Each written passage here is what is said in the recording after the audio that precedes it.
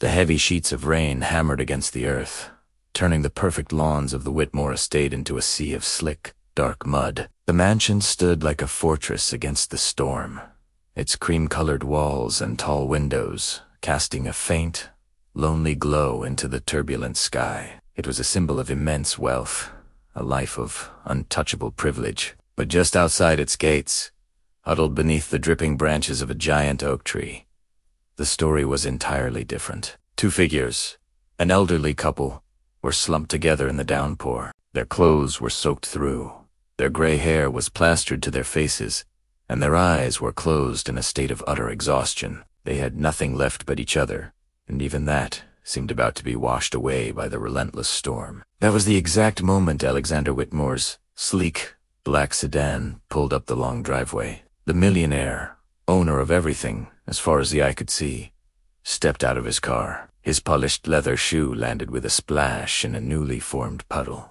He froze, his gaze locking onto the scene under the tree. A jolt, sharp and electric, shot through his heart. This was not possible.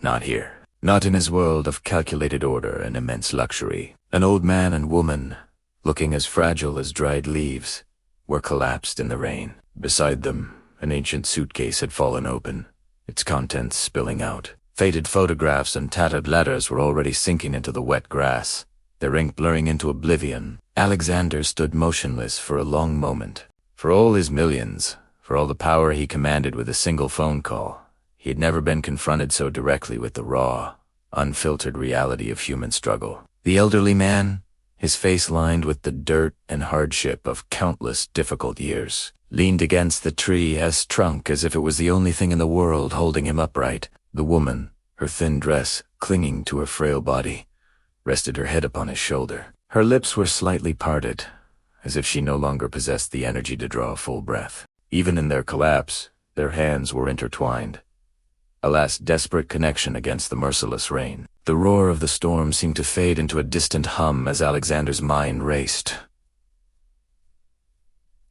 Whoa, where did they? Why, of all the places in the world, were they here? His eyes were drawn back to the open suitcase, its contents like faint whispers from a life that had been lived and lost. He could make out a black and white photograph of the same couple, but decades younger, their faces bright with smiles and the easy hope of youth. There was a small stack of letters, their edges curled and soft from being handled 1,000 times. Love notes, perhaps, or updates from a family now long gone. A threadbare blanket, now soaked and useless, lay by Yed, a pathetic shield against the biting cold. The sight struck him with the force of a physical blow. These were not just statistics or a sad story on the news. These were people who had once dreamed, who had built a life, who had loved and laughed just like anyone else. And now, they had been reduced to this.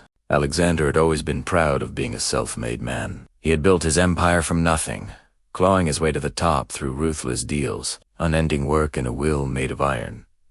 But that same relentless drive had forged a hardness in him, a habit of looking past the suffering of others, if it didn't directly interfere with his goals. Yet here, suffering wasn't a distant concept. It was sitting on his front lawn, so close he could see the individual raindrops clinging to their trembling, wrinkled hands. Unbidden, memories from his own past began to stir. He, too, had once known the gnawing pain of hunger. Though he had buried those days deep beneath layers of success and expensive suits, he remembered his mother working through the night, her face pale with exhaustion. He remembered his father coming home from the factory, collapsing onto a chair without a word. He remembered how his own family had nearly been broken by the immense weight of poverty. In a flash of painful, undeniable clarity, he realized that this couple could have been his own parents, had life dealt them a slightly different hand. As the rain intensified, falling in a thick, cold curtain, Alexander finally broke from his paralysis. He strode forward, his expensive suit becoming soaked in seconds. He crouched down beside the couple, his voice cracking slightly as he spoke. "Hello, can you hear me?" The elderly man stirred, his eyelids fluttering open with confusion. The woman's grip on her husband's hand tightened, a primal fear of being separated from him. They were drenched, starving, and utterly exhausted. It was clear they had been walking for far longer than their frail bodies could ever endure. Alexander didn't hesitate. He motioned urgently toward the house, and his staff, seeing the situation, began to move, but he didn't wait for them. He carefully, gently, helped the couple to their feet, his own strong arms supporting their fragile frames. Each step he took toward the warm, glowing mansion felt like a declaration. His immense wealth meant nothing if he could not use it to lift up those who had fallen. Inside the warmth of the grand house, the couple slowly began to revive. The woman's name was Martha, and the man was Henry.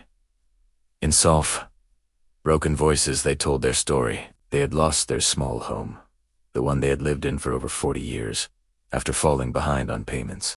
With nowhere to turn, they had started walking, carrying only the suitcase filled with the memories of the family they had raised children who had long since moved far away and forgotten them. They had been searching for any kind of shelter when their bodies finally gave out, right in front of Alexander's estate. As Alexander listened, a tight knot formed in his chest. He thought of his own estranged brother, Amaneatan, spoken to in years after a bitter fight over their parents' inheritance. He thought of all the times he had chosen a business deal over a family dinner, the pursuit of more wealth over the simple act of compassion. He suddenly saw that Henry and Martha's story wasn't just about bad luck. It was a chilling warning of what happens when the essential bonds of love and family are allowed to wither and die. Over the next few days, Alexander made sure the couple had everything they could possibly need. Doctors were brought in to check on their health. Warm meals and fresh clothes replaced the soaked rags and gnawing hunger. And as their physical strength slowly returned, so did their dignity. Martha began to smile again, her tired eyes shining with a deep, quiet gratitude. Henry, though still frail, found his voice grew steadier as he spoke of the days when he was young and strong, able to provide for his family. But it wasn't just Henry and Martha who were being transformed. It was Alexander. With each story they shared, with each quiet moment he spent in their company, he felt the thick, hardened layers around his own heart begin to peel away. He started spending less time in his office and more time simply sitting with them, listening to their tales of a long life filled with small joys and immense resilience. In their gentle presence, he rediscovered something he had lost decades ago: the profound value of human connection over material gain, of compassion over cold ambition. The day finally came when Henry and Martha were well enough to leave. But they weren't going out into the storm. Alexander drove them to a modest, cozy cottage he had purchased for them, not far from his mansion. It was simple, but it was theirs, a place of safety, warmth, and belonging. As he handed them the keys, Martha's hands trembled, and she whispered a thank you, her voice thick with emotion. Henry simply placed a frail hand on Alexander's shoulder, his eyes filled with tears that spoke more than any words ever could. As Alexander walked back to his own vast, empty mansion, the storm had passed. The sky was clear, and a golden sunlight bathed the estate in a warm glow. He felt something stir deep inside him, a feeling that no business deal, no stock market victory, no amount of money had ever given him. It was peace.